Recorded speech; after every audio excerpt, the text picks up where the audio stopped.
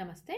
ಇವತ್ತಿನ ಸೆಷನಲ್ಲಿ ನಾವು ಜನರಲ್ ಇಂಗ್ಲೀಷ್ನ ಸಿಲೆಬಸ್ನ ಬಗ್ಗೆ ಒಂದು ಡೀಟೇಲ್ ಅನಾಲಿಸಿಸ್ನ ಮಾಡ್ತಾ ಇದ್ದೀವಿ. Is it necessary? Yes, it is necessary. ಯಾಕಂದರೆ ಯಾವುದೇ ಒಂದು ಪಿ ಯು ಬೇಸ್ಡ್ ಆಗಲಿ ಅಥವಾ ಡಿಗ್ರಿ ಬೇಸ್ಡ್ ಆಗಿ ಕಾಲ್ ಮಾಡಿದಾಗ ಸಿಲೆಬಸ್ ಏನಿರುತ್ತೆ ಅನ್ನೋಂಥ ಒಂದು ಬಿಗ್ ಕ್ವಶನ್ ರೈಸ್ ಆಗುತ್ತೆ. ಆದರೆ ಒಂದು ಕ್ಲಾರಿಟಿ ಇರಲಿ, ಯಾವುದೇ ಸ್ಪರ್ಧಾತ್ಮಕ ಪರೀಕ್ಷೆಗಳಲ್ಲಿ ಇಂಗ್ಲೀಷ್ನ ಸಿಲೆಬಸ್ನಲ್ಲಿ ಅಂತಹ ಬದಲಾವಣೆ ಏನೂ ಇರೋದಿಲ್ಲ. ಒಂದು ಎಕ್ಸಾಮಿಗೆ ನೀವು ಪ್ರಿಪೇರ್ ಆಗ್ತಿದ್ದೀರಾ ಥರೋ ಆಗಿ ಅಂತಂದರೆ you can beat any exams. As we know that ಈಗ already village accountant post call ಆಗಿದೆ, BMTCಯಲ್ಲಿ ಕಾಲ್ ಆಗಿದೆ, ಮುಂದೆ FD/STA ಕೂಡ ಕಾಲ್ ಆಗುತ್ತೆ ಅಂತೇಳಿ ಹೇಳ್ತಾ ಇದ್ದಾರೆ. ಸೆಂಟ್ರಲ್ ಗೌರ್ಮೆಂಟಿಂದ ಕೂಡ PU ಬೇಸ್ಡ್ ಹಾಗೆ ಡಿಗ್ರಿ ಬೇಸ್ಡ್ ತುಂಬಾ ಜಾಬ್ಸ್ ಕಾಲ್ ಫಾರ್ ಆಗಿದೆ. ಸಬ್ ಇನ್ಸ್ಪೆಕ್ಟರ್ ಪೋಸ್ಟ್ ಕೂಡ ಇನ್ಕ್ಲೂಡೆಡ್. ಸೊ ಯಾವಾಗ ಡಿಗ್ರಿ ಬೇಸ್ಡ್ ಕಾಲ್ ಆಗುತ್ತೋ ಕೆಲವೊಮ್ಮೆ ಸೆಂಟ್ರಲಲ್ಲಿ 200 ಮಾರ್ಕ್ಸಿಗೆ ಇಂಗ್ಲೀಷ್ನ ಪೇಪರ್ 2 ಅಲ್ಲಿ ಇಡ್ತಾರೆ. ನೆನ್ಪಿಟ್ಕೊಳ್ಳಿ, ಎಷ್ಟೊಂದು ಸಲ ಕಾಂಪಿಟೇಟಿವ್ ಎಕ್ಸಾಮಲ್ಲಿ ಡಿಸ್ಕ್ರಿಪ್ಟಿವ್ ಕೂಡ ಇರುತ್ತೆ. ಫಾರ್ ಎಕ್ಸಾಂಪಲ್ ನಮ್ಮ ಸ್ಟೇಟ್ ಗೌರ್ಮೆಂಟಲ್ಲಿರುವಂತಹ PSI ಪೋಸ್ಟ್ ಕಾಲ್ ಆದರೆ ನಾವು ಟ್ರಾನ್ಸ್ಲೇಷನನ್ನು ಕೂಡ ಮಾಡಬೇಕಾಗತ್ತೆ, ನಿಮಗೆ ಗೊತ್ತಿದೆ ಅಲ್ವಾ. So group B, group C ಎರಡಕ್ಕೂ ಕೂಡ ಇಂಗ್ಲೀಷ್ ತುಂಬಾ ಇಂಪಾರ್ಟೆಂಟ್. ಸ್ಟೇಟ್ ಲೆವೆಲ್ ಅಥವಾ ಸೆಂಟ್ರಲ್ ಲೆವೆಲ್ ಸಿಲೆಬಸ್ಸಲ್ಲಿ ಅಂತ ಡಿಫ್ರೆನ್ಸ್ ಇದೆಯಾ? ಇಲ್ಲ.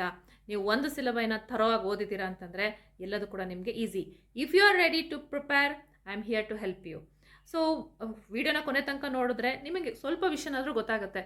ನಮಗೆ ಆ ಪೇಷನ್ಸ್ ತುಂಬಾ ಇಂಪಾರ್ಟೆಂಟ್ ಆಗುತ್ತೆ. Let's not waste our time. ಬನ್ನಿ ಸಿಲೆಬಸ್ನ ಬಗ್ಗೆ ತಿಳ್ಕೊಳ್ಳೋಣ.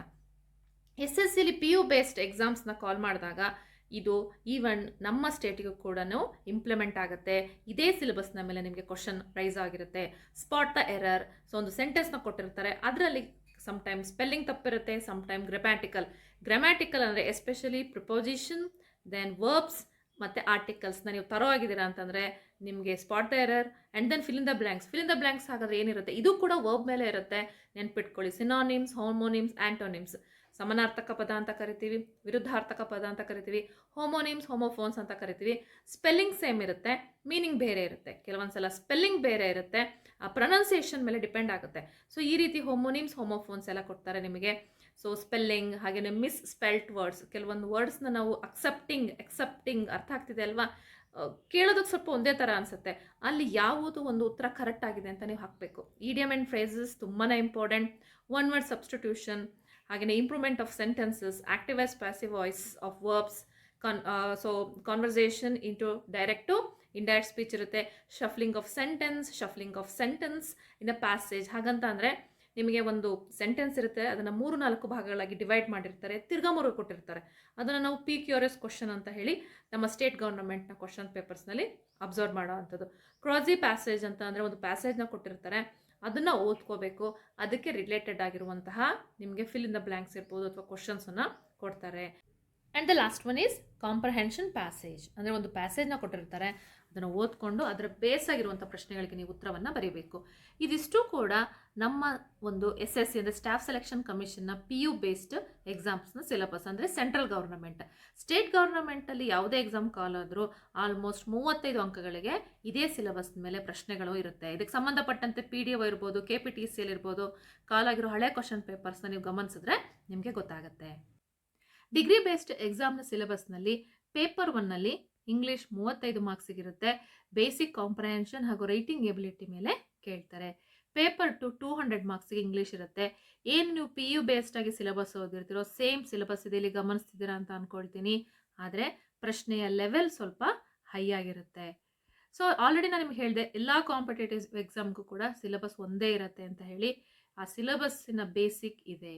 So pass of speech, articles, tenses, ನೀವು ಡಿಗ್ರೀಸ್ ಆಫ್ ಕಂಪ್ಯಾರಿಸನ್, ಹಾಗೆ active voice, passive voice, direct indirect speech, synonyms, antonyms, ಇದನ್ನೆಲ್ಲ ಥರೋ ಆಗಿಬಿಟ್ರೆ ಯಾವ ಎಕ್ಸಾಮ್ ಕೊಟ್ಟರು ಬರಿಬೋದಲ್ವಾ.